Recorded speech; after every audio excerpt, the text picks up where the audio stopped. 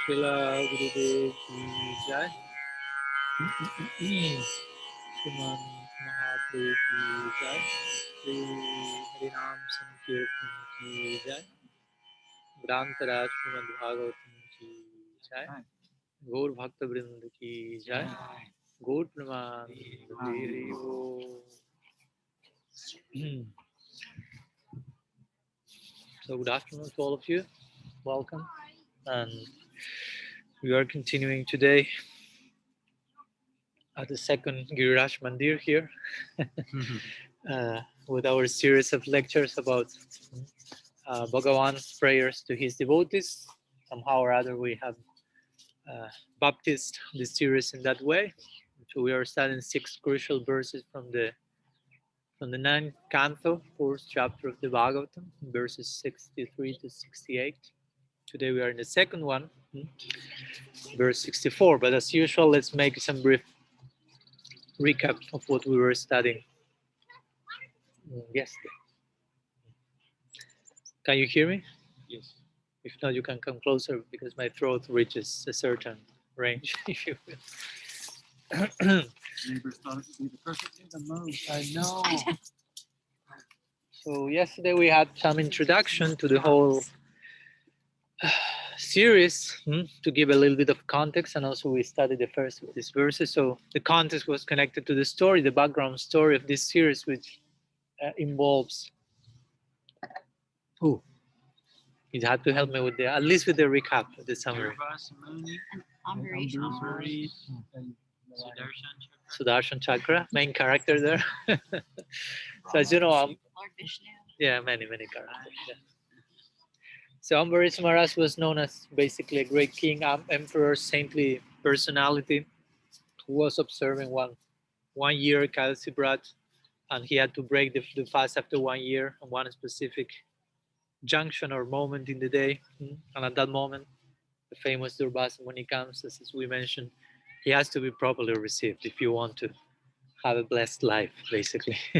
So, of course, Ambarish in a natural way, he welcomed here as a very perfect host, and he offered something to eat, and Durvas went to have his morning oblations. It was going on in Vrindavan, so he went to the Jamuna, but he became absorbed in Samadhi, according to his conception, how he appears in the Lila as a Brahma body. Again, Durvasa Muni and these personalities are like paradigmatic figures that may appear as a Brahma body, but they are acting in even the Braja Lila. So, particular type of characters, if you will. So, he becomes absorbed in Samadhi, so he doesn't return in time for the lunch, the whatever breakfast, lunch, prasad that Ambarish was getting ready for him.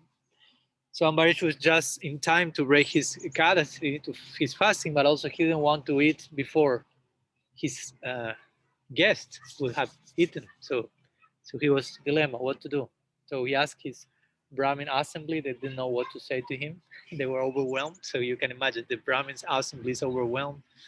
Okay, so Ambarish himself took the decision. Say, I will take some water. It is said in the scripture it does break fast, that it does not.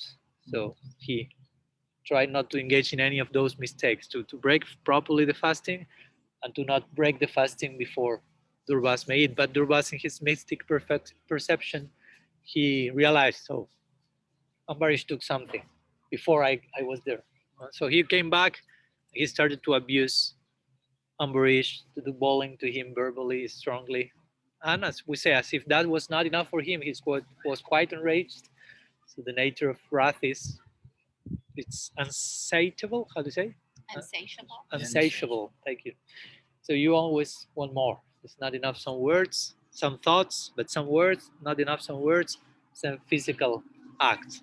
So what do Basamuni say made in this way? Invoke some great demon in order that he may kill Ambarish. Yeah. But as we know, Ambarish was such a great devotee, nice devotee, that Bhagavan sent his own Sudarshan Chakra to reside in his palace. It was one of the hosts at Ambarish's palace, Sudarshan himself. Today we had morning darshan of Sri Sudarshan Ki Jai. Proper vision, remember. That's the meaning. So better we have proper vision. If not, okay, take care of your throne. So Sudarshana appeared at that moment to protect Ambarish, Bhagavan's devotee, and he reduced the whole monster to ashes and started to chase after Durvas himself, who was the one behind all the situation, if you will. So Durvas started to run to different places. By his mystic capacity, he went to different planetary systems, and eventually he reached to the planet of Brahma, asking shelter, protection there. Brahma say, I cannot do anything here. Sorry, I'm Brahma. I'm not Bhagavan. Sudarshan has to do with Bhagavan. Vishnu is his own associate, so I cannot do anything. So he goes to Shiva. Shiva is known as Durvasa's worshipable deity, is Sadevata. So he thought, well, Shiva will protect me. He's my Prabhu, my Lord. But Shiva say, I cannot do anything. Vishnu is my Prabhu, my Lord. And Sudarshan is Vishnu's own weapon and associate, if you will. It has its own identity, if you will. It's a personality in itself. So better you go to him. So Durvasa finally gets to the shores of Vaikuntha, if you will. He's not gaining full access as we had today in the morning in the Venkateshwar temple. That was special mercy. Full access into the inner quarters of Vaikuntha. Durvasa was reaching to the entry point, and there Vishnu appeared, if you will. He fell at his feet and he started to pray and ask for forgiveness and so on and so on. So the point is that Vishnu is the one who will reply now to Durvas with the 6 verses we are studying here. That will be the main reply. An implication of this reply, as we will see, is Narayan will say, I'm totally purchased by my devotees. So you offended my devotees. I mean, I control by them, as we will see. So I cannot do anything. They control me. Brahma and Shiva say, Vishnu controls us. So you say, well, now I'm going to Vishnu. Vishnu say, I'm controlled by someone also. So better you go to my controller, which happens to be the one you offended. So Durvasa was at this point embarrassed from tip to toe, you can imagine. So, but well, so in this context, and the point is, of course, if you offend someone, you go to the person you offended to beg forgiveness. You don't go to somewhere else, to someone else. I cannot, yeah, you offended Bhakti, you go to Bhakti itself. That's on my above my head. So Vishnu will take this opportunity not only to protect Ambarish and to protect Durvasa, if you will, also, but to chant especially chant the glories of Bhakti and Bhakta, if you will. So in that context, we started with our first of these 6 verses yesterday, which somehow is an extension of what we were studying a month ago in the Baba Chatur Shloki, the prayers of Britrasur, which was some kind of trailer of the 10th canto, what's coming next in the 10th canto. So here we have there's not Chatur Shloki because there are 6, so we may call Bhava Sat Shloki. 6 verses will share us a glimpse, a trailer of what's coming in the Braja Lila, in the 10th canto, which type of bhav or mood will be like broadcasted there. So here Vishnu still is the one who speaks here, Bhagavan, not Braja Krishna and Vrindavan, but Vishnu Vaikuntha, but it's giving us a glimpse of if this is saying in Vaikuntha by Bhagavan Vishnu, what if Braja Krishna himself will be saying this? How this apply? Which is the dimension of that? So that's an exercise we have to do. So we shared the first verse yesterday. So some brief recap for the ones present today. Ham bhakta paradino hyashritan trivadvida sadabhirugrasta hridayo bhaktir bhakta jana priya. Bhagavan said. He said to Durvasa, I am completely under the control of my saintly devotees. Indeed, my heart is possessed by them from tip to toe, and thus I am not at all independent. Well, very shocking statements coming from the so-called independent personality. What to speak of my devotees, even those who are the devotees of my devotees are extremely dear to me. So here Bhagavan is like disclosing very open the inner closet of his heart, if you will, who I really am. And that's Vaikuntha still. We are not yet in Braj. But of course, for those who have Vrindavan DNA, you will perceive here there's something else. Here the source of Narayan is speaking ultimately, at least to us. So in this verse, as we mentioned, many things are being established. One of them is the greatness of the Das and Udas status, if you will, of becoming a servant of the servant of this. The more indirect becomes the situation, the more glorious for us.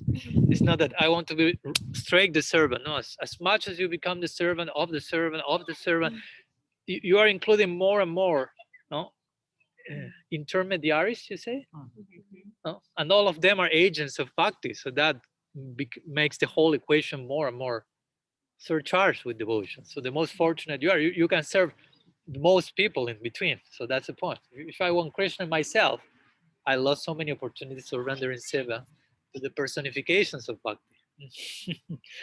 So Bhagavan is really, as we always hear, no, Bhagavan is so much indebted to his devotees because they, as we will see in today's verse and next ones, they give themselves to him in every single sense, starting from their own life. So he would like to reciprocate, but also to say that the devotees are very expert in not allowing Bhagavan to serve them because they do not want to serve Bhagavan, so he serves them. I mean, it's not a calculated affair. Okay, I give you something because I know you will give me back this and that. They are not even thinking about that. So Bhagavan would like to reciprocate, but the devotees are very expert in serving him and in not letting themselves be served by him. So Bhagavan is in kind of a dilemma because I would like to do that. So we appear on the scene there and we can serve those Vaishnavas that Bhagavan himself cannot do. Somehow we are doing something that God himself cannot do by his arrangement, basically. So he will, if he sees, oh, they are doing that service to the sadhu that I would like to do myself, but somehow, and the sadhus allow us to serve them for our own benefit. So Bhagavan himself will bestow on us so much mercy and grace so we can continue doing that thing that he would like to do himself so much. So that's the trick. That's the formula, just for you to know how this math works in this case. No. So these verses spoke about how Krishna is totally controlled by bhakti. Sri Krishna Akarshini. She's the all attractive, but the all attractive becomes all attracted, but something especially attractive, but like bhakti. And as we mentioned, also quoting the Paramatma Sandarbha Srila Jiva Goswami, this is not a fault in Bhagavan to be especially attracted to his devotees. He remains impartial, but at the same time, he reciprocates accordingly to those who give fully to himself, basically. And to those who do not want to give to himself, he reciprocates accordingly, be neutral to them, basically. As Paramatma is some other feature, which we'll deal in a more impartial way. But on the foundation of, on the basis of that impartiality, we have his spiritual partiality. He's partial spiritually, but remains impartial in connection to Maya Shakti and Jiva Shakti. But Swarup Shakti, that's another story, if you will, another department. And as we mentioned, Bhagavan does only interact with his Swarup Shakti, Bhagavan.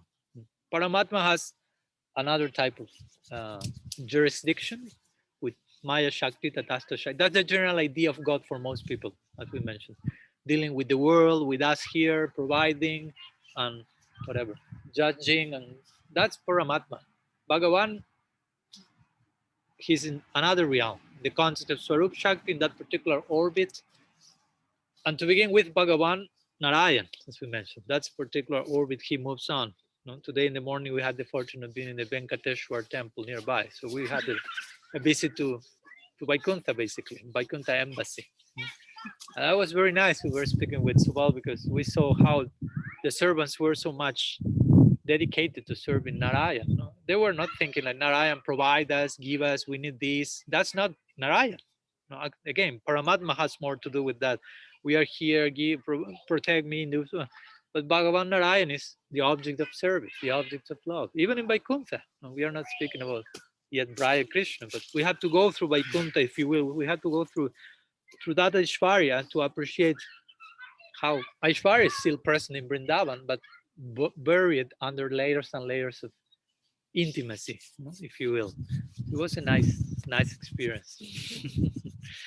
So that's the point. Basically, Bhagavan is self-satisfied, but when he wants to experience love and happiness with his devotees, it's not that he's lacking self-satisfaction, because his devotees, today we will elaborate on that. Bhagavan's devotees personified Swarup Shakti. And Bhagavan only interacts with his Swarup Shakti, which is his own Swarup, his own nature, appearing in a particular way outside, if you will, of himself and giving him a higher bliss. Today we'll speak about that. Swarupananda and Swarup Shaktiananda. So we will share some ideas. And he will become so much affected by that Swarup Shaktiananda that, as we will see, in this case going beyond Vaikuntha, he will be so affected by that that he will forget his Bhagavan even. I mean, already the idea of Bhagavan is incredible because, again, most people, they understand God regarding Paramatma. Even they do not know what's Paramatma. But when we speak about Bhagavan, that's another story. But when we speak about Bhagavan, forgetting that he's Bhagavan, that's another whole story. No? Because of such an impact of Swarup Shakti that he just, it blows his mind. No? That's Braja Krishna. That's how it is today. So again, these verses are spoken by Vishnu, Narayan, and Vaikuntha. So what to speak about Braj Krishna? So some brief recap, not so brief, but some new guests today. So I wanted just to extend the 90 minutes of yesterday's class in at least 15 minutes, what to do. Hopefully that helped, and for the ones who were present also just in case. So let's continue with the second verse.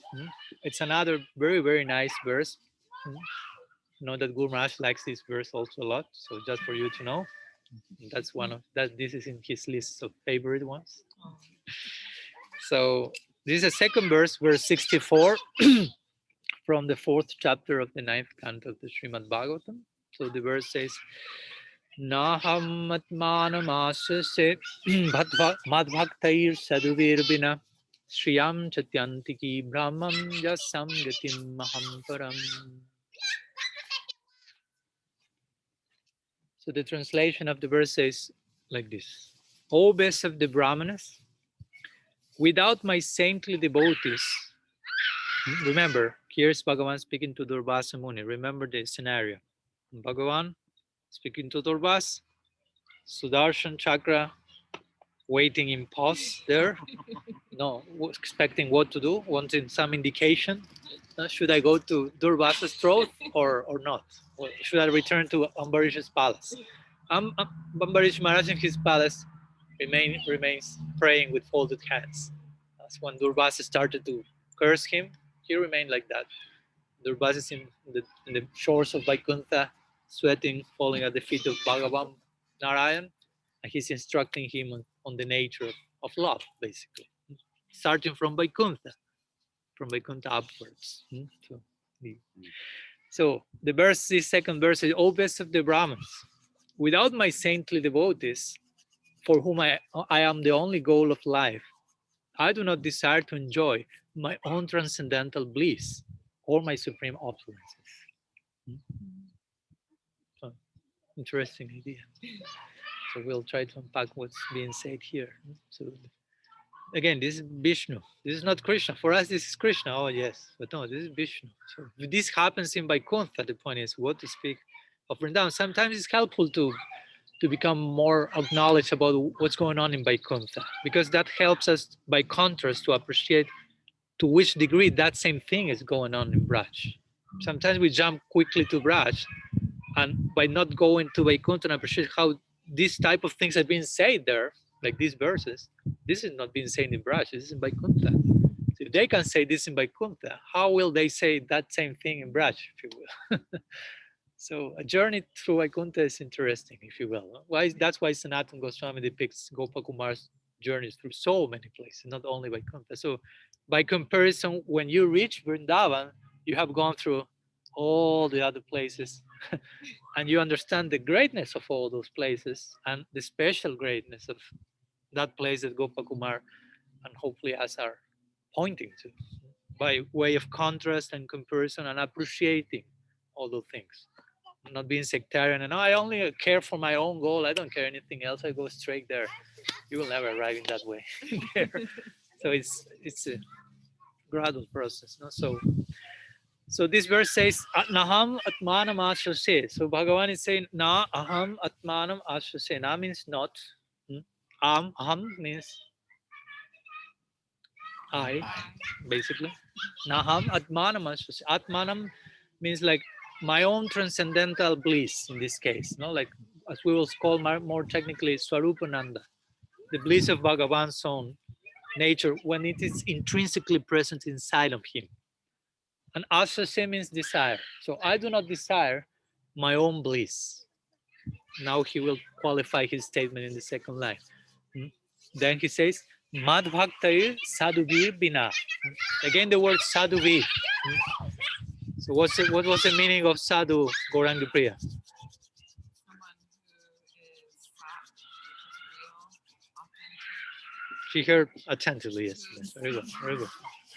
who thinks, who speaks what he thinks and does what he says. Okay. She reminded the answer better than me. Great. Next time I will ask her. So Mad Bhakta is Sadhuvir. Again, the same word in the second verse, Sadhuvir again. Like there's no like repetition, enough repetition of the idea. No? So Mad Bhaktair means my Mad Bhaktair, Mad devotees, Sadhuvir, as if that's not enough. He said Bhakta, Sadhu. Actually, in one sense, we could say they are synonyms, but to further qualify the idea, Bhagavan said Mad Bhaktair, Sadhuvir Bina. Bina means without. So without my devotees who are sadhus, with all implications that Gauranga Priya just shared, and of course much more she will share.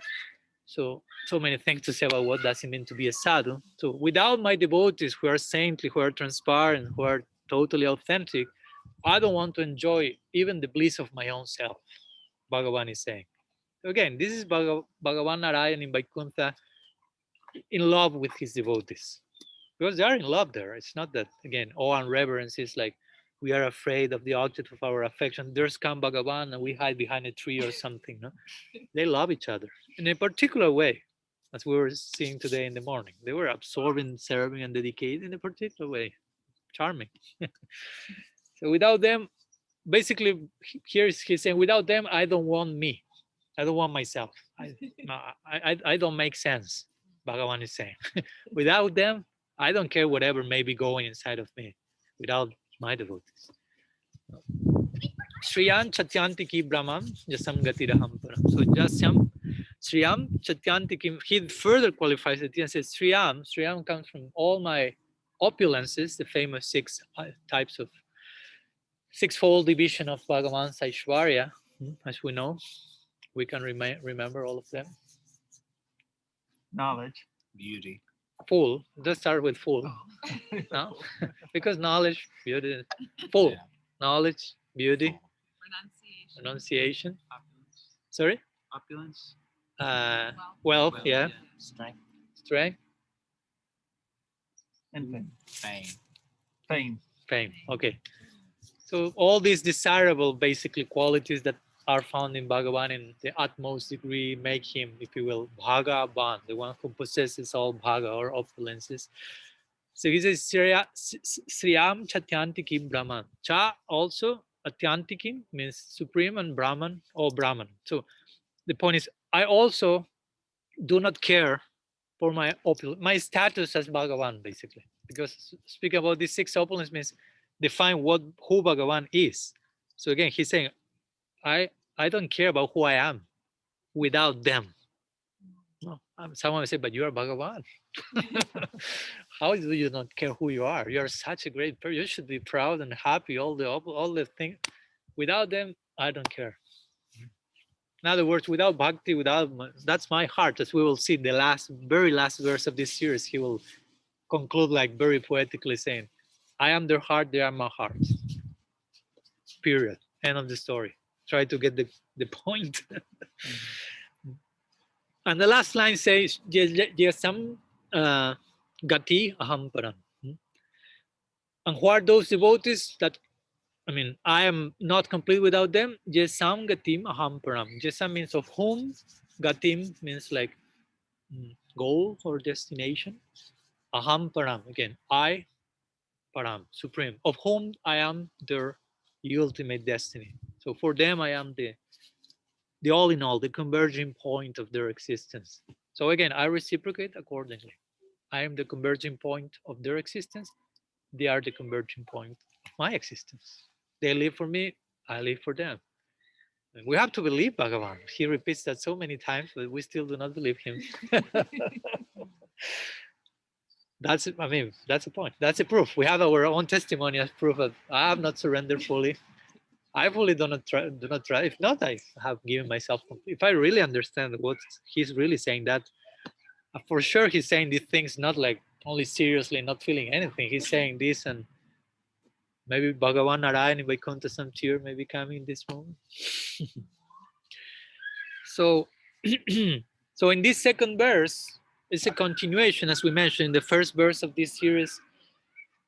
Sri Bhagavan was like given in a encapsulate the way all that will be unpacked and unfold in this series of verses. And this second verse, as we will see, he's implying the bliss of my loving interaction with my devotees is the topmost type of bliss for me.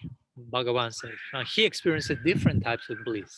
I mean, he's the connoisseur of bliss. He knows all the types of ananda and rasa. So he's pointing here to a very particular type of bliss, even implying that bliss is superior to my own inherent bliss.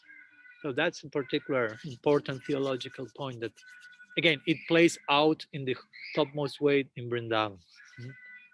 Basically, he's saying here, without my devotees, I do not, how do you say, covet, not COVID, but covet, my own self. Bhagavan is saying, I don't covet my own self or my famous 6 opulences. Again, those opulences make me who I am, basically. Bhagavan is known for his 6 opulences. Take those 6 opulences out of, and you don't no longer have Bhagavan. And he will say, I don't care. No, because here he's given another version. He's saying, actually, to be honest, I don't feel that I am Bhagavan because of these opulences. Or even if that's so, I prefer to be whoever I am with my devotees. I want to be that person that my devotees may make me to be, something like that. Okay, Bhagavan is known by the 6 opulences, but I want to be known by the love of my devotees. That's who I am. I may have or may not have those 6 opulences, operative or not, but without them, that's over.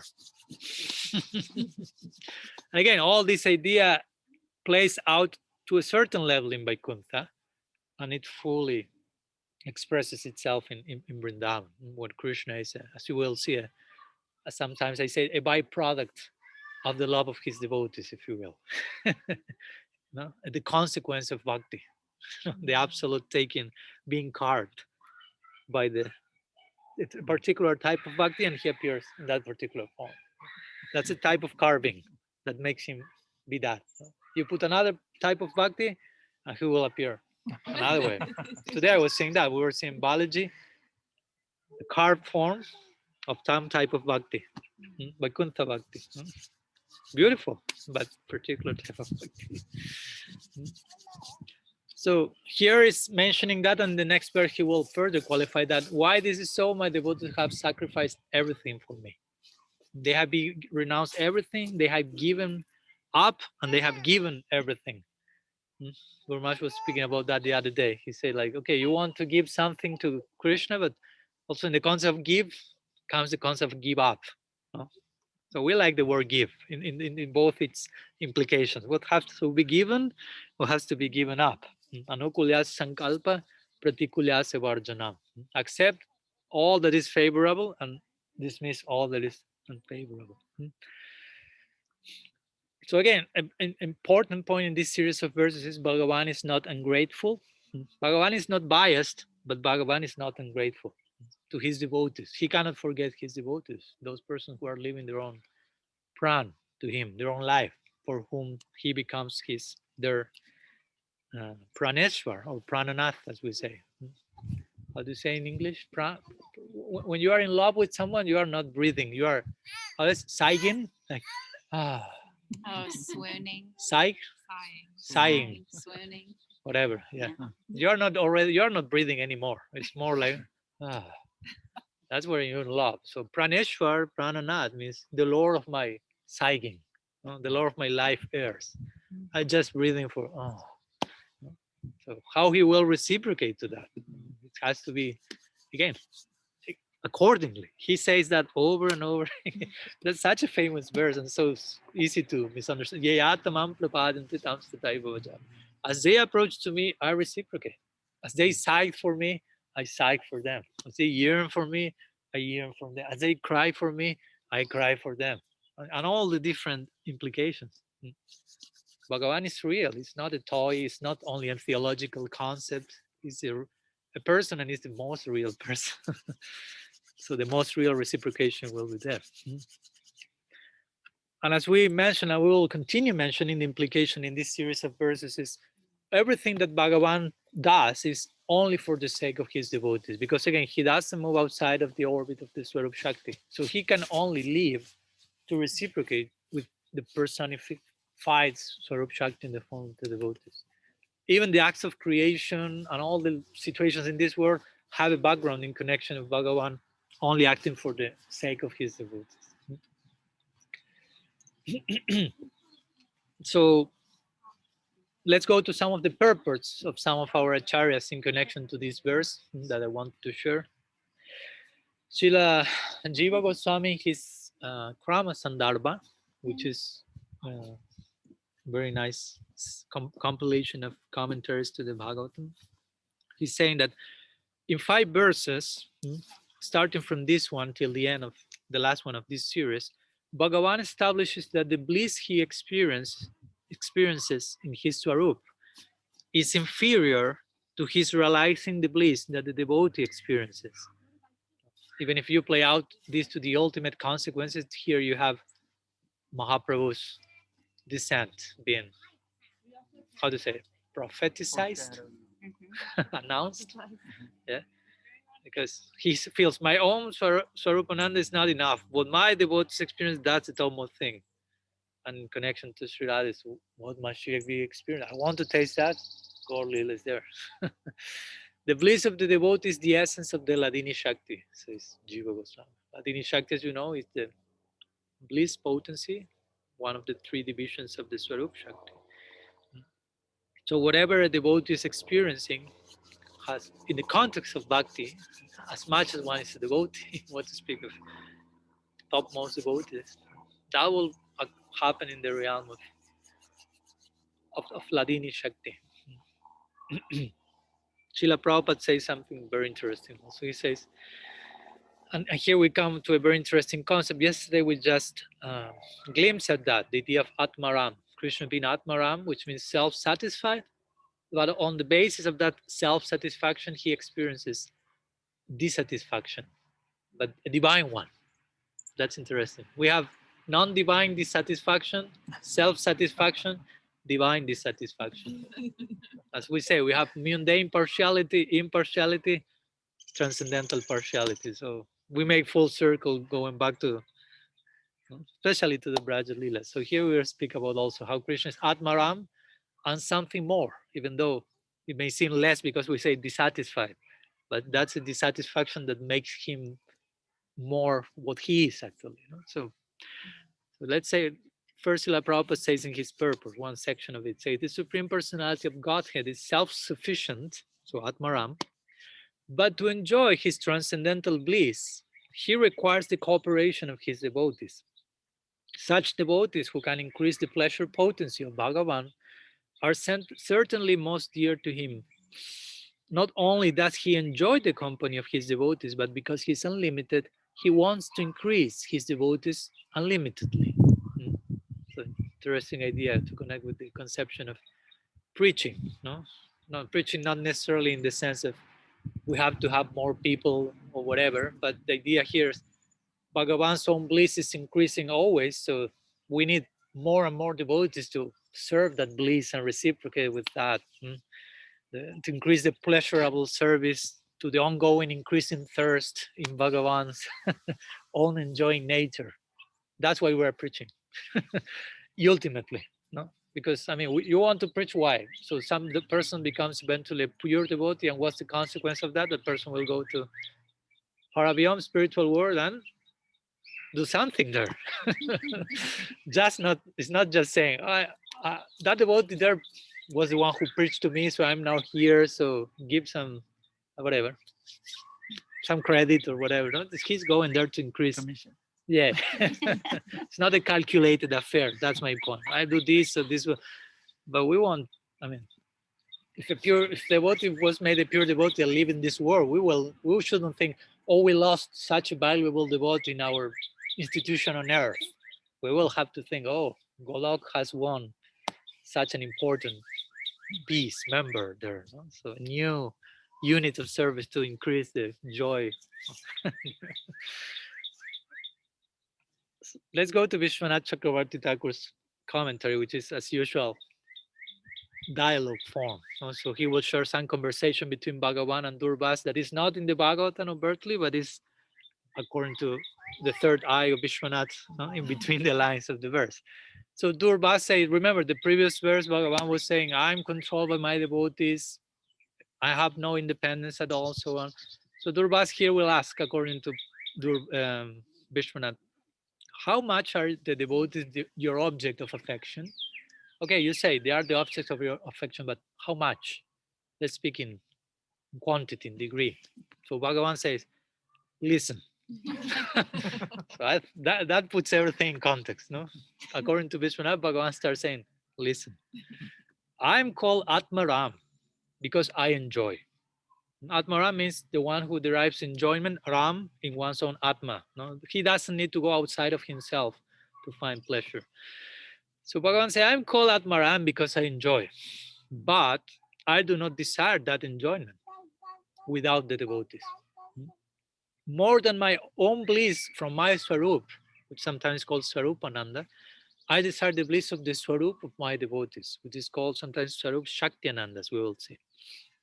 Both of us have spiritual forms, but the mature form of the spiritual function called mercy exists in the bhakti within the devotee.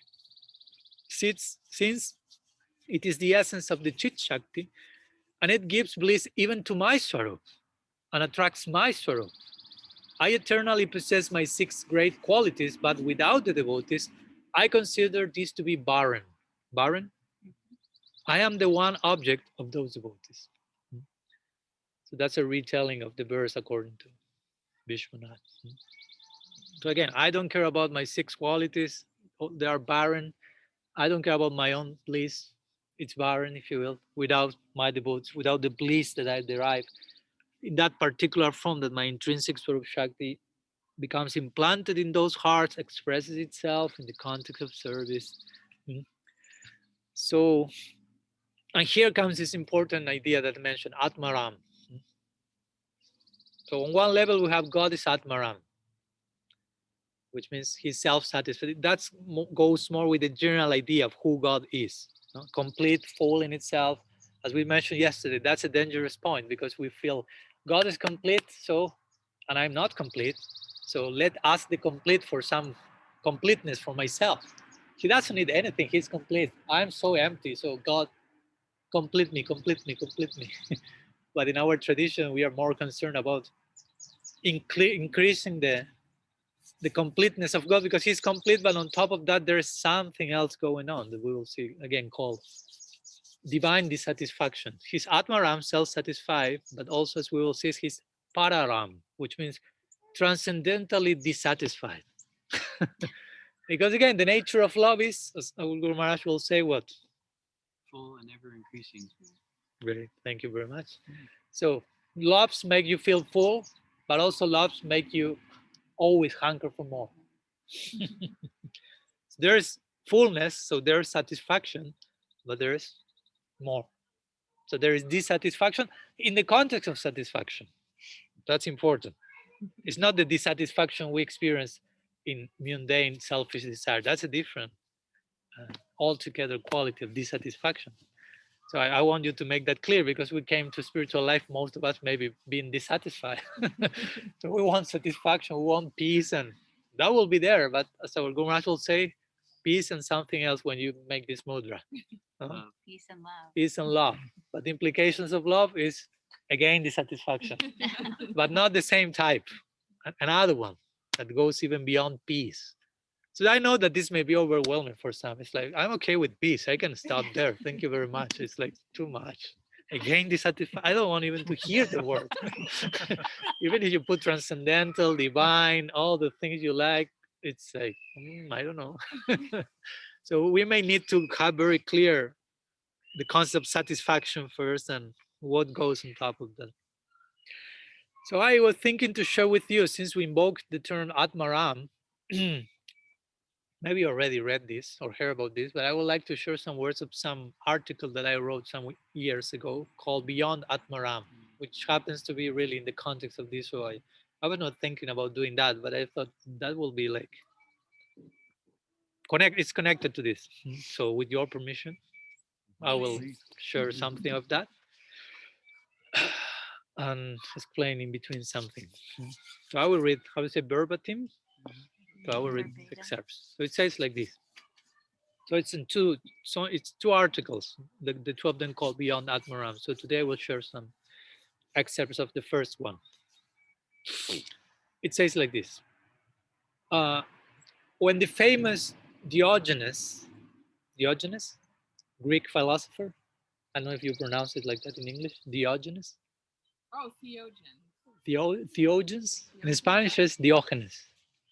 Oh, no, So you learn The Spanish, particular it's person? Diogenes. Is it a Yes, of course, Yeah. like Plato, Socrates, Diogenes. Okay, no problem. It's a famous Greek philosopher, like an Abadut. He was the Abadut of ancient Greece, actually. Very interesting personality. Oh, okay.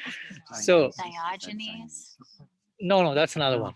So, well, Okay. I get the point. when that particular personality from Greece, who is Abadut-like, was asked who was the most fulfilled person on earth, he immediately replied with the most obvious answer of the time, God.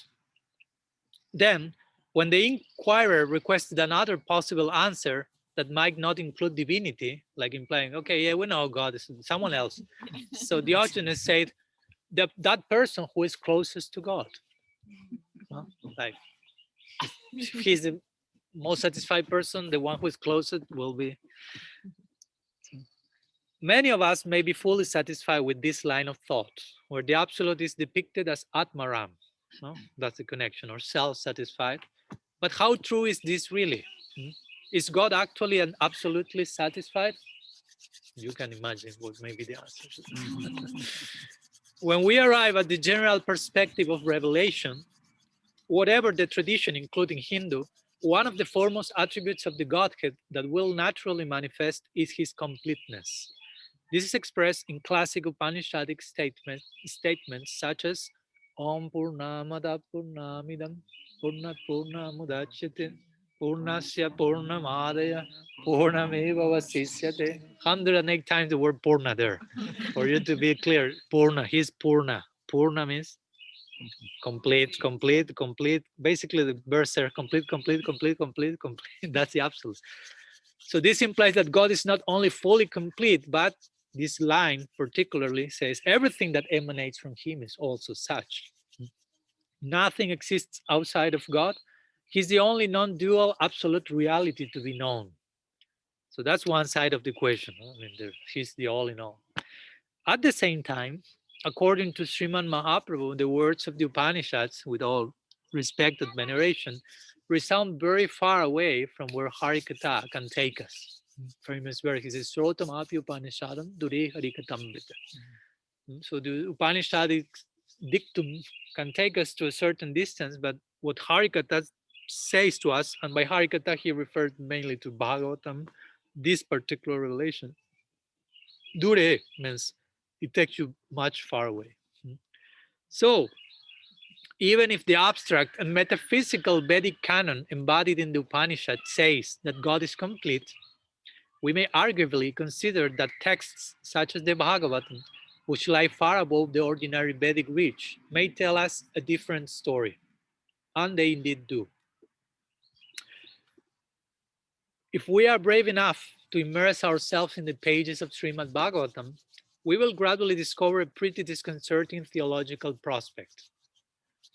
If you are not disconcerted enough, we prepare for that. Which, properly understood, will bloom into the greatest charm imaginable, the Braja Krishna conception.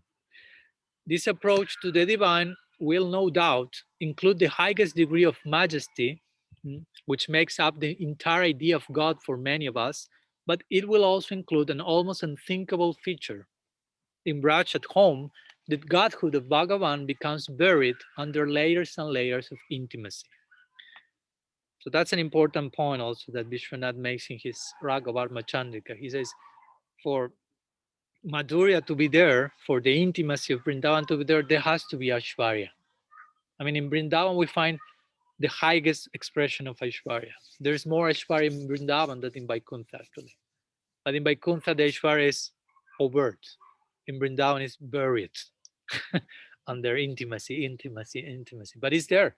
Sometimes it comes to the surface, as we mentioned yesterday. But that all increases the intimacy of the Brajavasis. It does not affect their bhav.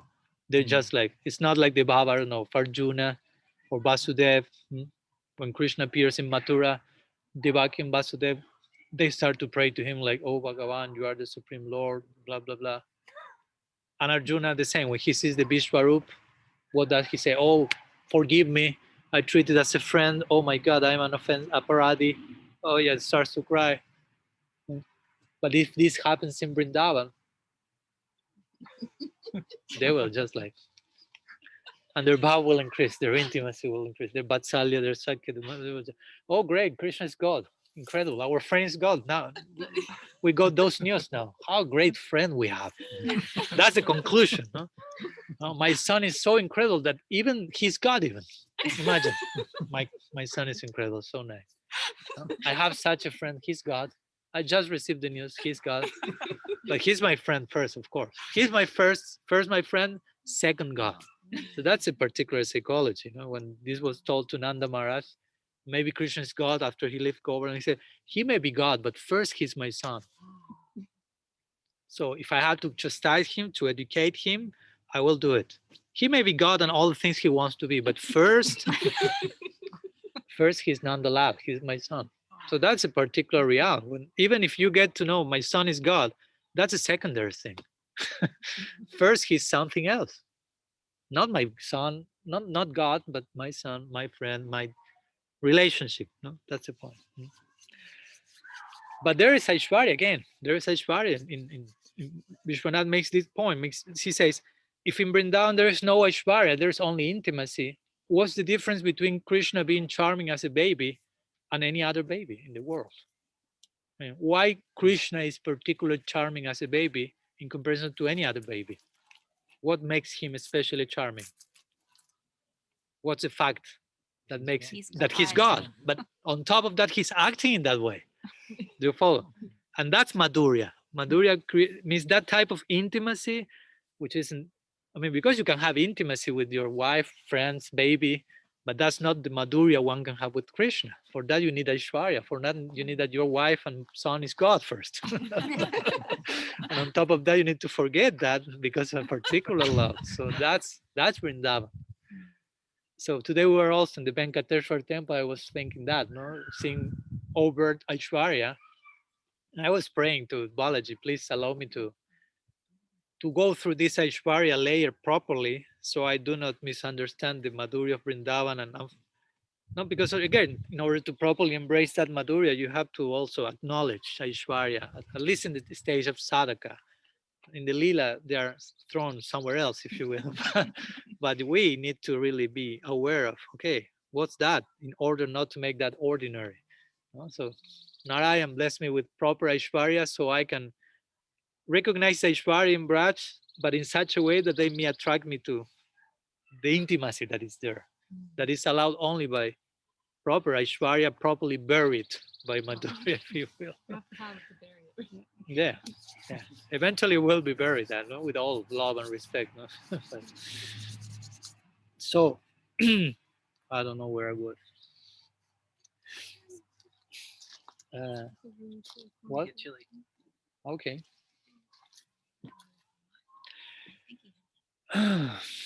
So in Braj, at home, the godhood of Bhagavan becomes buried under layers and layers of intimacy.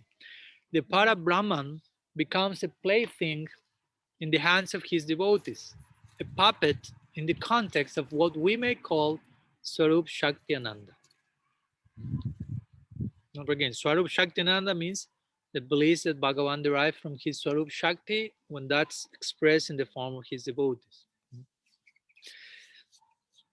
So again, we are getting closer and closer to the 10th canto here. We are in the 9th canto, almost in the 10th canto. So through these sections, very expertfully, the Bhagavatam is preparing the ground. Vishnu is speaking there, but at the same time, again, we can hear Raja Krishna speaking more and more as the verses are progressing. We feel ourselves drawn closer and closer to the Braja Lila.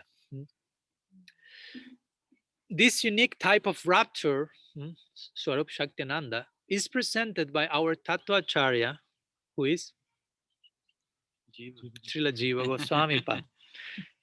You doubted for a minute. In his in his Priti Sandarbha, Anucheda 63, there Sri Jiva declares that Bhagavan mainly tastes different varieties of Ananda, namely Swarupananda, that belonging to his intrinsic nature, and Swarup Shakti-ananda, that belonging to his intrinsic potency. Out of this, the second is superior to the first. And the second is further divided into two types. Our Goswamis loves division and subdivision. Called Manasananda, that which pervades the psyche or mental quantum, and Aishwaryananda, that related to the opulence of majesty of Bhagavan. The first of these, Manasananda, pertains to his devotees, and it speaks about God relishing his own existence through the existence of those he lives for, and vice versa. So next comes two analogies that hopefully help to illustrate this idea, given by Jiva Goswami, the first of them. For a clearer depiction of this complex theological reality, Jiva refers to the well-known analogy of the flute. You remember that one? Okay, it's coming from Jiva Goswami from this section. And it's really fit for the object of our love also. A flute player may whistle and thus create a particular sound air. But if he pours that same air into the holes of his flute, his former whistling, takes another shape, a much more pleasing vibration, if you are throwing your air into the flute. Similarly, Bhagavan may experience his own inherent whistle-like bliss in the form of Swarupananda, but when that same Ananda, the air, if you will, is passing, expressing itself through the flute of his devotees, if we continue with the analogy, through his own Swarup Shakti, that air will sound much nicer. And indeed it does, both figuratively and literally, in the sense that following the analogy, but literally in the sense that Krishna will play the flute. Morli Manohar. So in this way, the Swarup Shakti has a flavor of its own when residing inside Krishna. It is extremely relishable in itself, but when that flavor expresses itself by implanting itself into the heart of Krishna's devotees, it becomes enriched, thickened, and sweetened. To put it in contemporary scientific terms, there comes another analogy given by Guru Maharaj. We could say that both mass and energy, let's go to the scientific realm now, from flute to the laboratory. Both mass and energy are one and different at the same time when present in an object. They are equal and balanced when the object is not in motion. However, when the object is in motion, its energy exceeds its mass. Interesting. Similarly, Shaktiman and Shakti are one and different. In Shaktiman as Brahman, Brahman's Shakti and Brahman are balanced and there is no movement. However, Shaktiman as Bhagavan is in motion and his Shakti, his energy, is greater, following the example of mass and energy. Bhagavan like the mass of consciousness and Bhakti as the energy. Indeed, his Shakti causes him to move and even to dance. Thank you very much. Amishisha Guru Nath Radhikar. Today we were also in the Venkateshwar temple and went to Lord Shiva temple. He's Nataraj. I was thinking, no, Krishna is Nataraj. I mean, Shiva is Nataraj for sure, but our Nataraj is another one. And the reason why he is Nataraj, which means the kings of dancers, we know who makes him dance. The other day, Guru Maharaj was explaining this famous Bhagavatam verse during the Nityananda Triyodasi, Barhapidam Nata Varavapu Karnayo Karnikaram. The first line describes Krishna as wearing peacock feather and Nata Varavapu, being the king of dancers, basically. So again, what makes him dance? So it's the love of his devotees and Mrs. Guru Nath Radhikar Premanand. In this way, Krishna's Swarup Shaktinanda gives God a greater sense of joy than his own Swarupananda. So this is a point that this verse that we are studying today is trying to, hammer on. Krishna finds more pleasure in the interaction with his devotees, in his interaction with bhakti.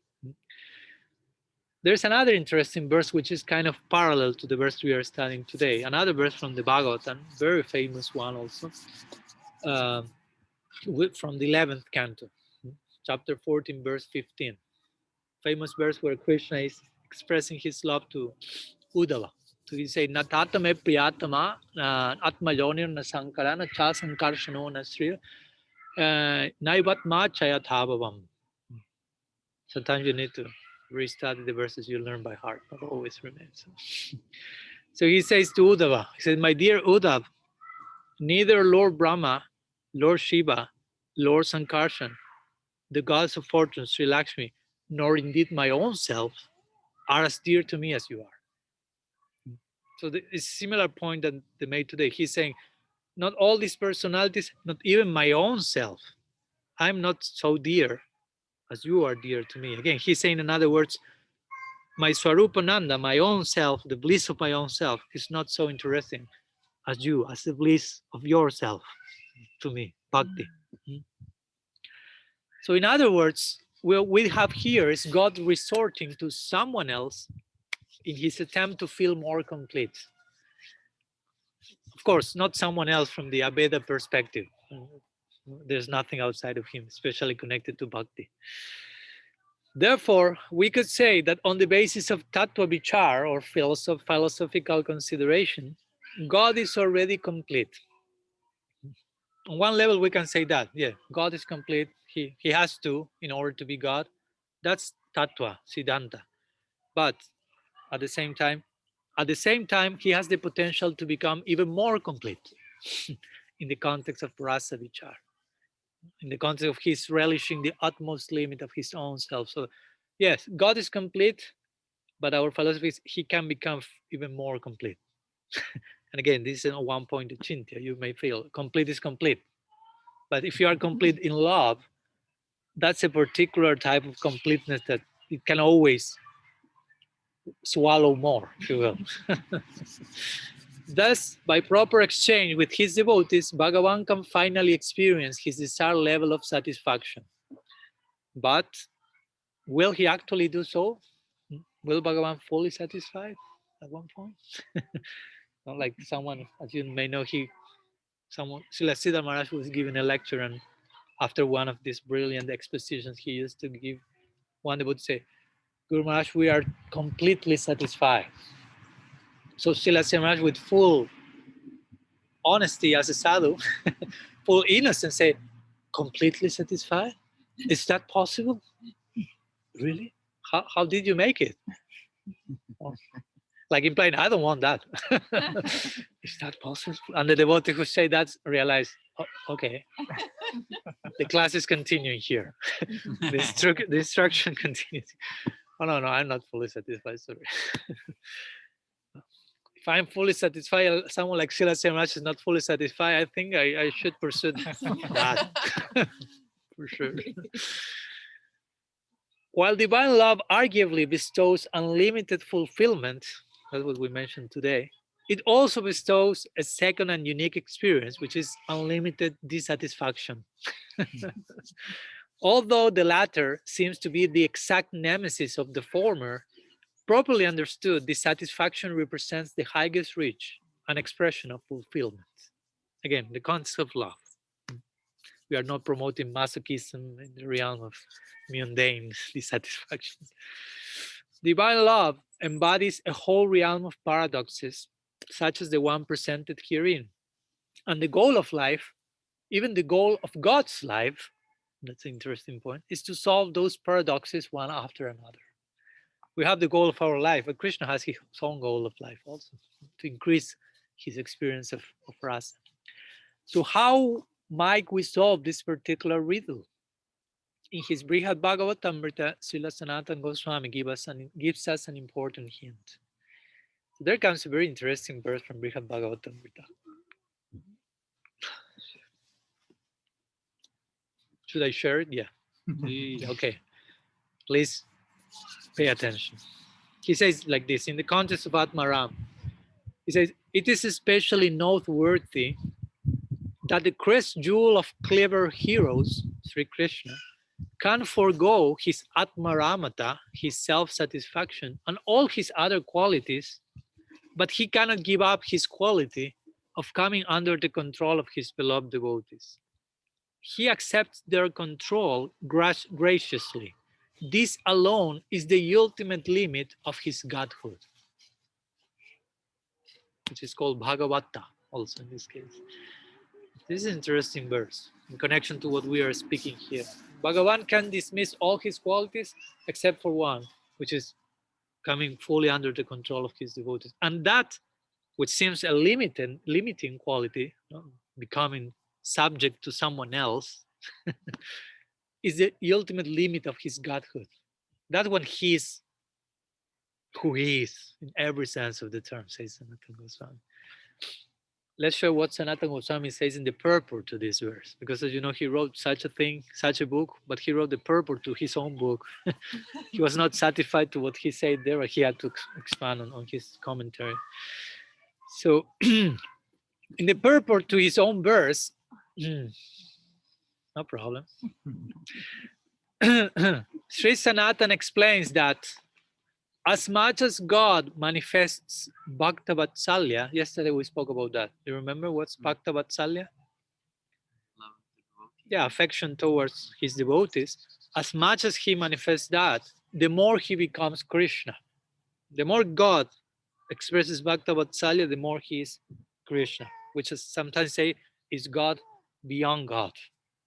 Again, the designation God remains stuck in Vaikuntha or somewhere else. In Vrindavan, that limiting adjunct is no longer there.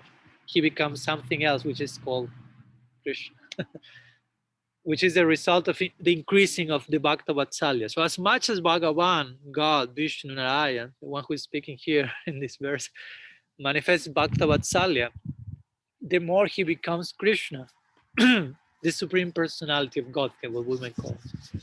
This implies that he will give up, figuratively, all of his other qualities. It's not that he's leaving them up, but it's a way of saying, including his omnipotence and his self-satisfaction, in order to retain his identity as Bhakta Vatsalya.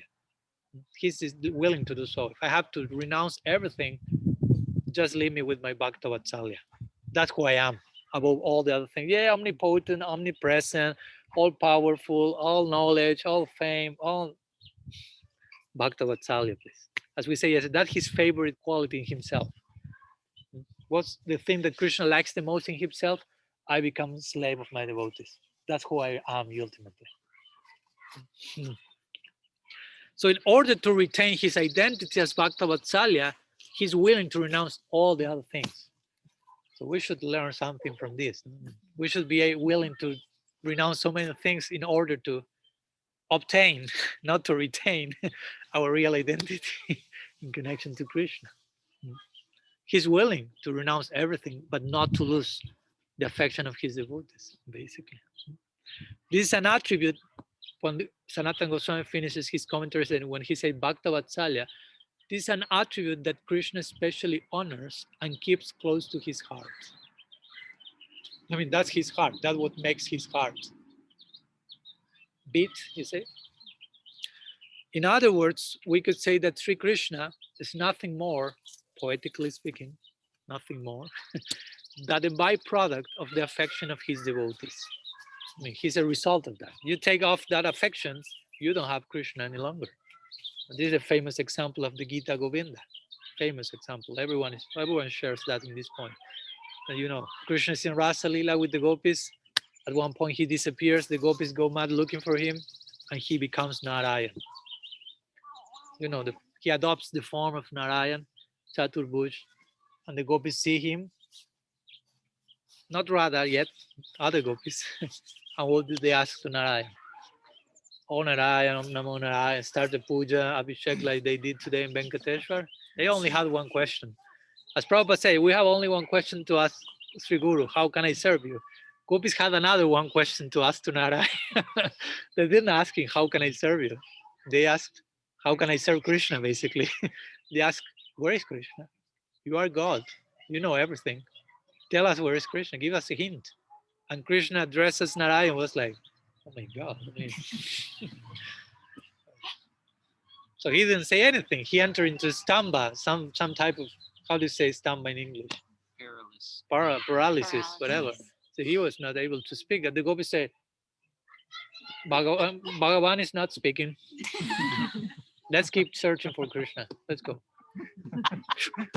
And there remained Bhagavan.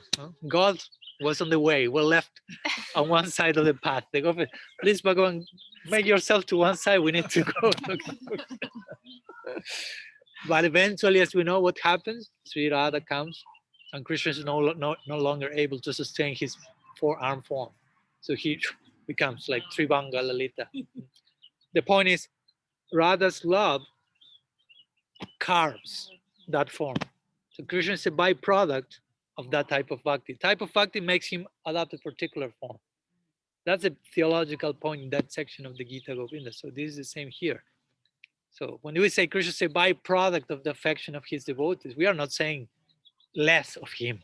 That's the most flattering words we could say for he will feel, oh yes, that's who I am. I'm only that. Yet Priyasu Priyasito Piyasitra Silokyam. I'm known as Ajita, unconquerable, but I become Jita, conquered by my devotees. So Krishna is a byproduct of the affection of his devotees, which he fully embraces and duly honors with all its implied consequences. One more paragraph. It says, in a different section of his work, Sri Goswami Pad, Sanatan Goswami, further expresses this same principle from a different vantage point. There comes an interesting idea here. He declares the following. The name of Bhagavan is dearer to him than his own divine form, the former being saturated with rasa, the Srinam. The idea here is that since each of Krishna's primary names actually embody a particular type of love of God, they thus represent different devotees who are possessed by such love. Try to connect the point. Now, each name of Krishna is connected to one devotee with some type of bhakti that takes the devotee to call Krishna with that particular name. For example, Radha and Jashoda respectively address their Vishaya Lambana, their object of their affection, as Radhanath and Jashodananda, let's say. Thus, Srinam represents a more precious gem to Krishna than Nami itself. Nam is the possessor of the name. So the name is more valuable to Krishna than he himself is to him. That's why we will never find statements like a devotee is dearer to Bhagavan than his own holy name. Because both actually, the devotee and the holy name represent the agency, the same agency of the Swarup Shakti-ananda. So although Hari and his name are identical, Abhinatvam Namanami, no, Krishna and his name are identical, on a general level, in a more specific way, Nam is even higher than Nami, in the same way that the Bhakta is considered higher than Bhagavan, as we were explaining, from Bhagavan's own perspective. No? For Bhagavan, my devotee is higher than me. His bliss is higher than my bliss. In that sense, we can establish the predominance of Nam above Nami, Bhakti above Bhagavan, Swarup Shaktinanda above Swarupananda. And the article finishes saying, needless to say, he Atmaram, Sri Krishna, is eternally bound to reciprocate in the context of divine dissatisfaction. But that's a whole different story, to be continued.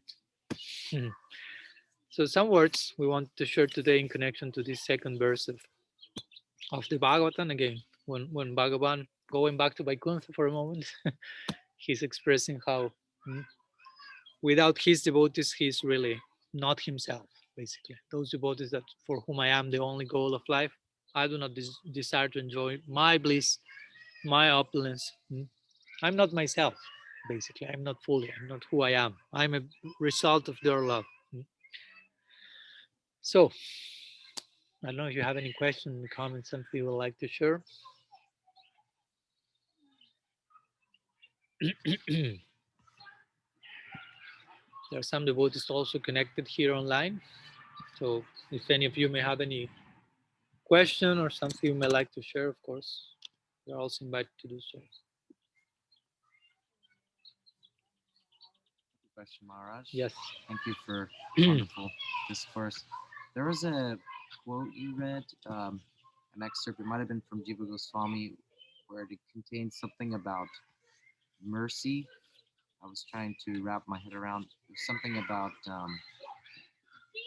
It was kind of earlier before you read the article, and Something that I quoted today. Sorry. yeah, Uh-huh. yeah.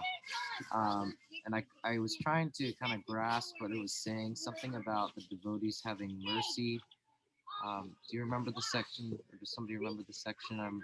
Yeah, I'm thinking instead of Jiva Goswami, something that was said by Vishwanath Chakrabarti Vishwanath. Thakur. Yes, exactly. His purport to the Bhagavad. If you want, I can reread this brief section. Yeah. I said so many things, so I'm sure that. Yes, Sorry for the overwhelming, conceptual overwhelming. And I think that's connected also to something we spoke yesterday, so we will clarify a little bit. So he said, he's paraphrasing Bhagavan. Vishwanath is paraphrasing Bhagavan, replying to Durvas. Remember that he said, how much are your devotees the object of your affection? So Bhagavan say, again, listen. Remember, listen. I'm called Atmaram because I enjoy, but I do not desire that enjoyment without the devotees. More than my own bliss from my Swarup, I desire the bliss of the Swarup of my devotees. Now comes the part I think you mentioned.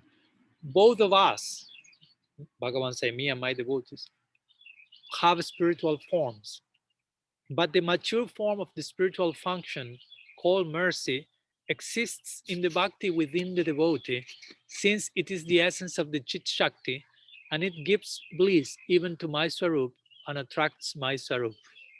I think that's the gist of your question. Can you unpack that? Yeah. And then he says, I eternally possess my secret qualities, but without my devotees, consider them to be barren, and so on. But the main part is that, right? Yeah, that was really intriguing. How the internal spiritual form and the mercy part.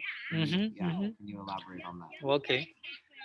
So here Bhagavan is mentioning, I have a spiritual form, my devotees also. Of course, here especially he's referring to topmost devotees, because there are so many devotees, levels of devotees. But when Bhagavan say my devotees, we should understand first of all if we hear devotee, we will try to, in our own sincerity, of course, we feel ourselves devotees by the blessing of Guru Vaishnava Bhakti. It's a way of humility to accept that, but also it's humility to recognize when I hear devotees, I will try to establish the highest possible idea of what does it mean. No? Not just, oh yeah, I'm devotee, and take the whole idea of devotion to my present situation and there's nothing more. So when Bhagavan himself is saying my devotees, we shouldn't feel, he's speaking about me here. Oh, he's flattering me so nicely. Thank you, Bhagavan. No, we should feel he's speaking about.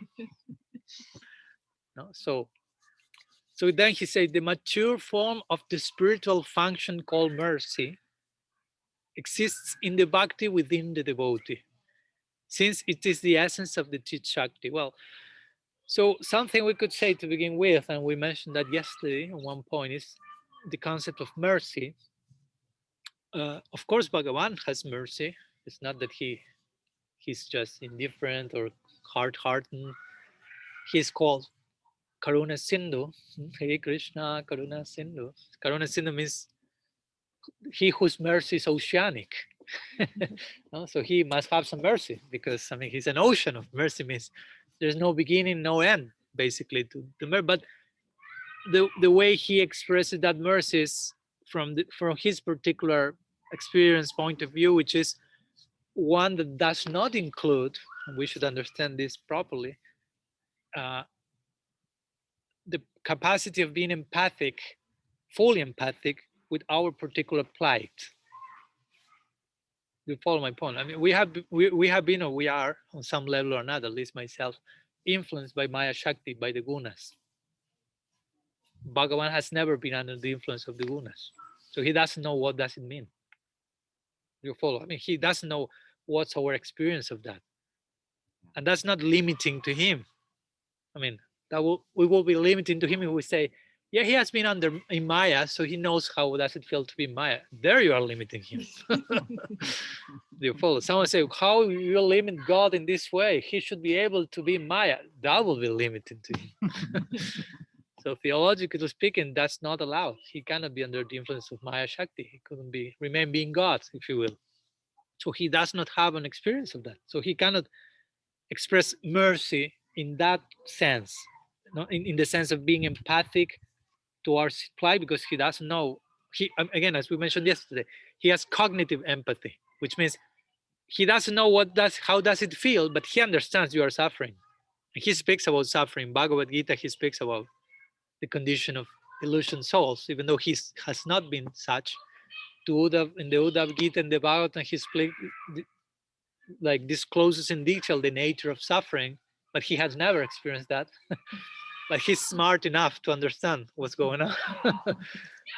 But what we call affective empathy, which means the empathy I can express when I have felt what you are feeling, he cannot do that, because again, he has not been under that experience, and he will never be.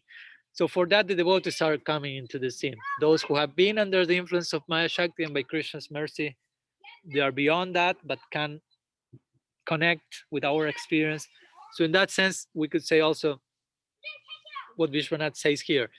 The mature form of the spiritual function called mercy exists in the bhakti within the devotee, which is a type of mercy that is expressed in the context of bhakti also, because you can also express mercy without bhakti. I mean, you can be merciful and not be a devotee. That's a type of mercy.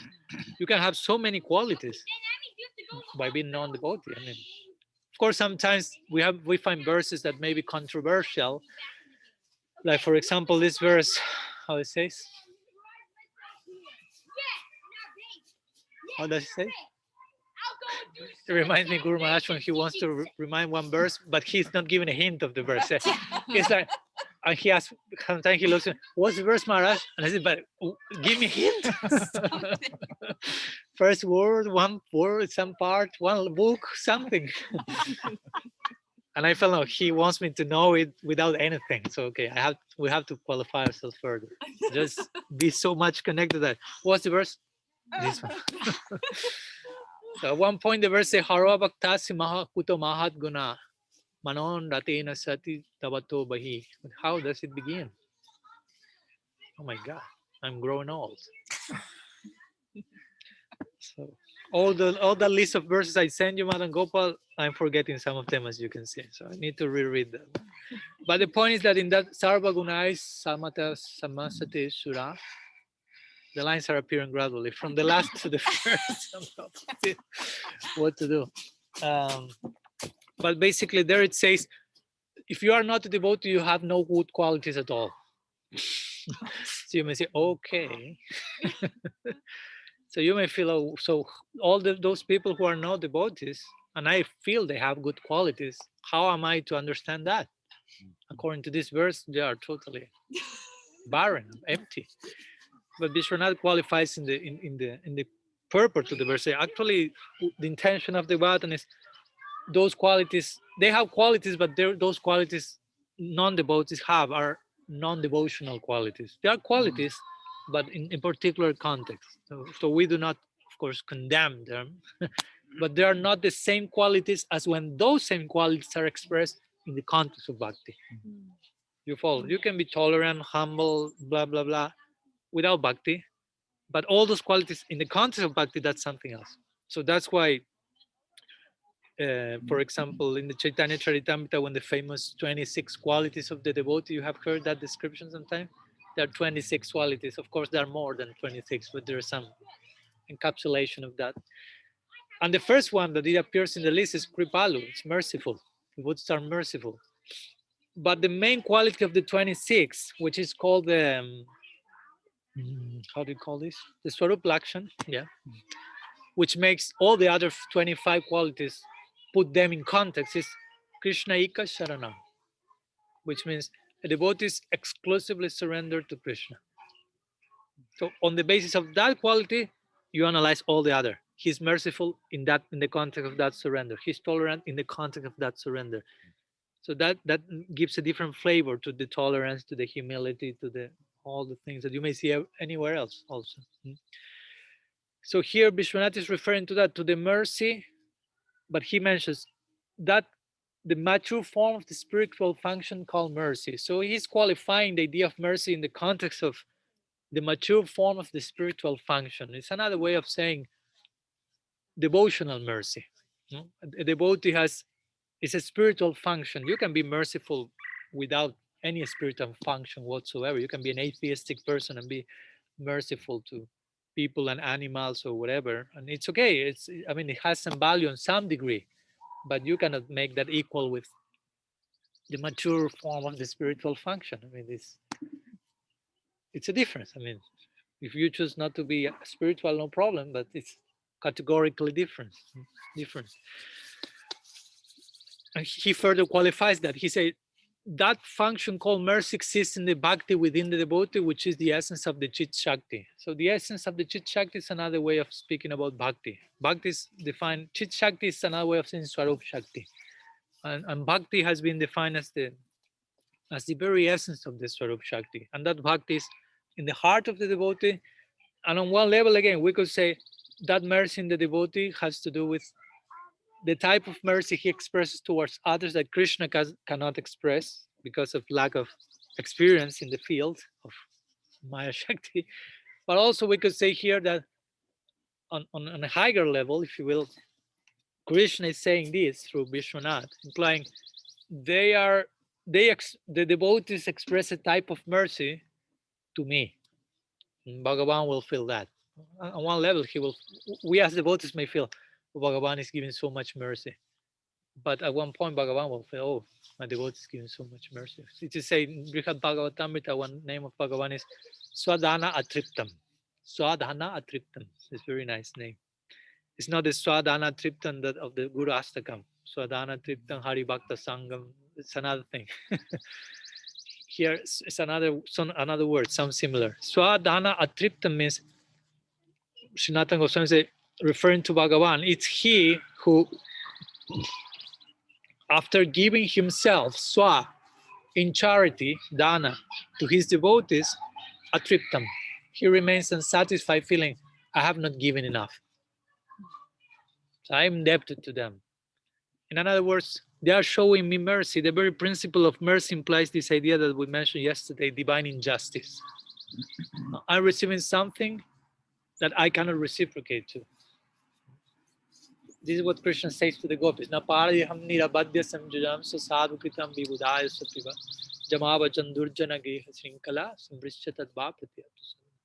You have given yourself to me in such a way that every time I try to reciprocate, whatever I give you in reciprocation, you take that and offer that back to me again.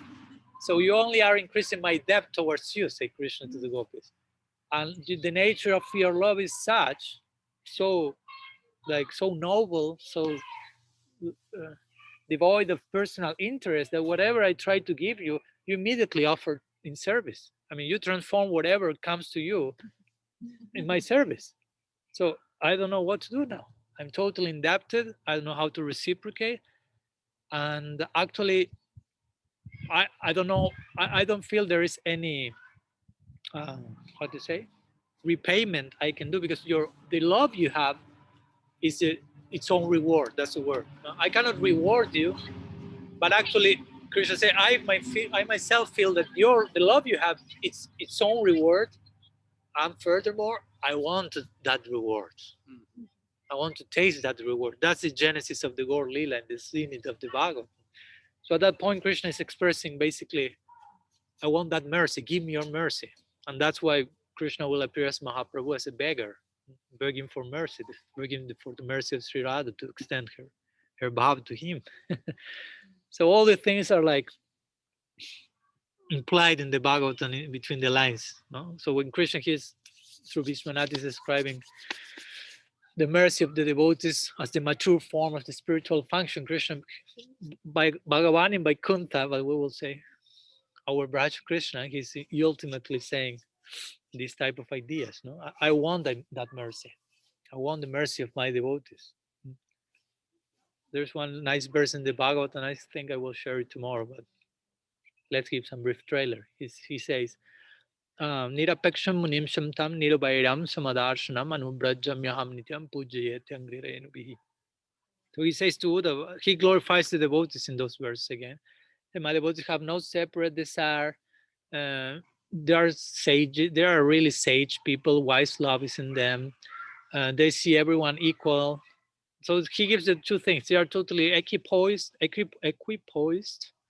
and they are at the same time totally inclined towards me. Anubrajamyaham nityam pujayete angrerenubi. I perpetually follow in their footsteps, says Bhagavan, and with the hope of being purified by bathing myself with the dust of their lotus feet.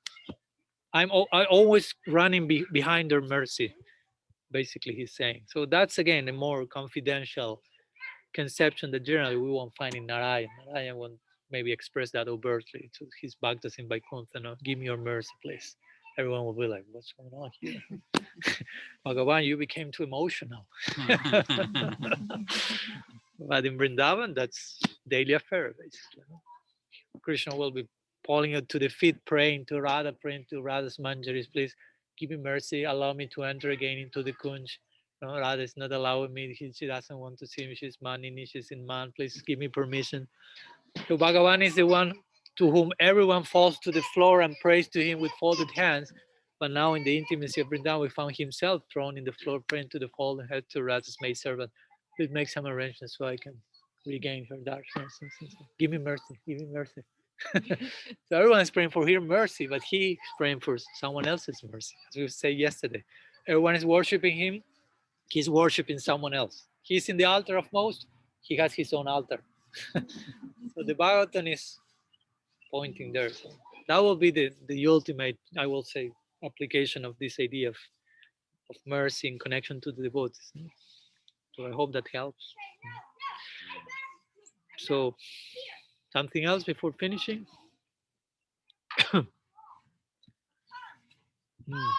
Oh, I forgot to unmute the devotees in Zoom. Sorry, if you want you have any question, I then unmute you just in case. I have a question, if possible. Who is Balaram? Yes. New Zealand. We're sending your greetings from here, from North Carolina, Balaram. Dunno, it's from New Zealand. What time is it there? They're asking here, but I asked first what day. Oh, That's Sunday, right? it's Sunday here. It's 11:15 now in the morning. Okay, so you are in the future now, Balaram. Yeah. Time traveler. Okay, to know what will happen, we will ask you always. Okay. Okay. I have a question regarding Devasa Muni, if that's all right. Okay. Just something that comes to mind whenever I hear his name mentioned. And I guess I always try to understand how someone with such a short temper became such a powerful Muni, because we always think of, With such a short temper. he seems to have like an anger management problem, and yet he's also like a famous, I don't know if you call him a Gyani or yeah. He has a position which would normally be occupied by someone with a lot of sattva, but Durvasa he appears to be very rajasic from my perspective. So how to understand that, how he's such an important person, but he seems to have a few problems, you know. So I'm wondering if you had any thoughts on that, or you knew about his background at all. Okay. So thanks for the question. And yesterday we shared some words about that. I think that's one of the most interesting topics there, how to understand this apparent paradoxical personality that suddenly like want to burn everyone down and are cursing Brahma, Vishnu, Shiva, and everyone just because the kitri was not hot enough or whatever. Or the gulab jamun arrived 5 milliseconds later, because it seems like that. Like he really like becomes enraged by the most minimum detail, if you will. No? So, and of course, that's the idea. Again, he's a paradigmatic figure. He appears in the dress, if you will, of a Brahma body or a Jnani, if you may like, no, absorbed in Brahman and things like. But at the same time, he appears in the lila constantly. So he appears, as you know. Yesterday we mentioned that he appears in the Krishna lila. He's there blessing Sri Radha to cook whatever he cooks is. And there are many lilas with Durbas also there. Interestingly, the name Durbas means residence, Bas, and Dur means difficult. So difficult residence. So he comes, he will make your residence quite complex. So I will go with an explanation that sometimes my Guru Maharaj will give, also in connection, for example, when he describes Mahadev Shiva, which at the same time he's a great Vaishnava, as we know, as the Bhagavatam depicts him, Vaishnavanam Jatasambhu. But also, for example, he appears to be someone meditating and like trying to personify in a particular ideal and practice of some people, although his very identity may be connected to something else. So he gives the example of Shiva is meditating, and one day Cupid comes. Cupid, flower arrows. In our Vedic tradition, in other tradition, he has some arrows as well, not with flowers, but arrow shooter. So, and basically Shiva makes Cupid turn into ashes. He becomes like enraged by Cupid trying to disturb Shiva's meditation, and again, as my Guru Maharaj will say, okay, thank you, Shiva. Now Cupid is invisible. No? Now it's more difficult even to overcome his situation. Nobody's seeing him now. What's going on? I don't feel anything. No? So the whole situation is more complex, more subtle. Thank you, Mahadev. So the point he's trying to make here, beyond Shiva himself, of course, is that sometimes these yogis, again, Shiva is beyond this, but for a moment he's depicting a particular pattern. These yogis at some time are engaged, like Durbas, let's go back to Durbas or some others, that again, are paradigmatic figures, are not just the standard Jnani, struggling guy that has some anger problems or whatever, but he's being a paradigmatic figure, he's being used in the lila for teaching specific models of behavior, and also through that those models creating an unfolding of the lilas. I mean, someone is needed there to curse everyone, so that will create. But that curses always end up with some blessing, eventually. So you at the end realize how much of a curse was that. But actually, so much interesting things unfolded from that. And on the opposite, in this world, we feel, oh, this is a blessing, but at the end, it ended up in the whole entanglement. And, oh, this is so pleasurable, and there's so much suffering. So, there was suffering. Converging point, suffering. So here, converging point is blessing. So where is the curse now? It's just like the kickstart. So someone has to be the Judas, if you will, in the story. No? So, and Durvasa will exemplify this also in the way of this idea of the Jnanis, who sometimes are resorting to these processes of trying to control something, but without embracing the positive side of, in this case, of bhakti. Instead of embracing attachment to Bhagavan, they only embrace detachment. So in that detachment, they try to, by their own merit, not so much kripa koro, no, asking for mercy, but by their own personal effort, trying to control. And the point is, in many of those cases, there is lots of repression. So the result of repression, well, someone comes and pinch that a little bit, volcanic eruption. But something that you feel this is not, I mean, this it's not corresponding with the level, the degree of my pinching. What you're cursing me to, I don't know, whatever, to die in 7 days or to whatever. These hundreds of generations to be cursed by, I don't know, I walked on your shadow or so I would say that the Durvasa represent this idea because he's depicted as a jnani, as a Brahmavadi, as someone who is absorbed in meditation, but more on his own, not so much like a devotee, resorting to Bhagavan's mercy and embracing the positive side of spirituality, but mainly trying to deny the ills or the negative, and how those personalities are always like just on the borderline of exploiting, basically. Like implying bhakti is a much more comprehensive process that won't make you so dysfunctional, if you will. But if you only resort to those practices of only by yourself, you try to detach a distance, they may be, you may feel I'm big, I'm this, but there's something that maybe is not fully integrated, if you will, yet. And you will see at certain tests, basically. So when the test comes, you exploit. Another test comes, you exploit. Like this.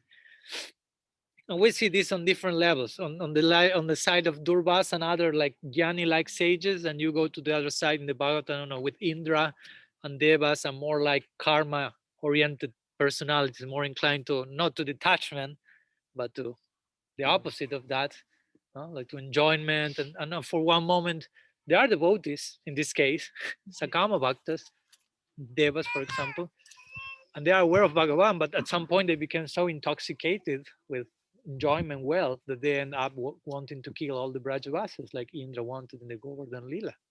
He thought, I want to kill Krishna. What's the best way? I will kill all the Brajavasas and he will die.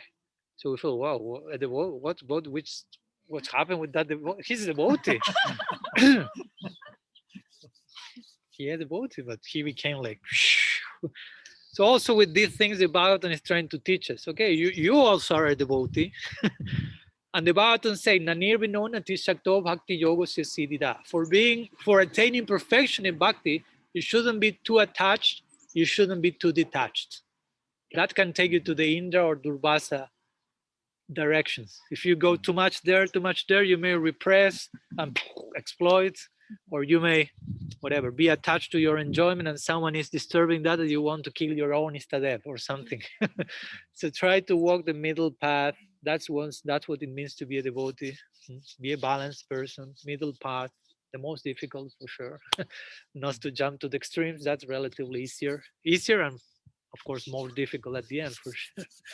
So I would say that Durvasa is trying to embody that principle. But again, on top of that, we see a person that through whom all his explosions end up converging some blessing in the context of Lila. So we will conclude he's not an ordinary jnani, struggling practitioner, and I'm above him and all this stuff. But there are particular characters in the Lila that are there eternally. I mean, there are eternally in the Lila as Durvasa Muni. It's not that at one point he stopped being Durvasa Muni. So there has to be a Durvasa Muni for eternity. For many levels of reasons, again, to instruct us as struggling sadhakas, to create some particular dynamics in the Leela. So we should honor and venerate him at the same time, even though sometimes we read some explanations where Bhagavan is speaking to him and you are a fool, Brahmin, what are you saying, blah, blah, blah. But from our side is we have to see the bigger picture. So Durvasa Muni ki jai. Okay, so I think we can finish here. We have already spoken quite a good time. We can sing for minutes if it's okay for you. Srila Gurudev ki jai. Shriman Mahaprabhu ki jai. Shri Harinam Sankirtan ki jai. Grantara Srimad Bhagavatam ki jai. Gaur Bhakta Vrinda ki jai. Gaur Premananda Haribo. Pancha Kalpataru Vyascha Kripa Sindhu Vyayevacha Patitanam Pavanebhyo Vaishnavebhyo Namo Namo.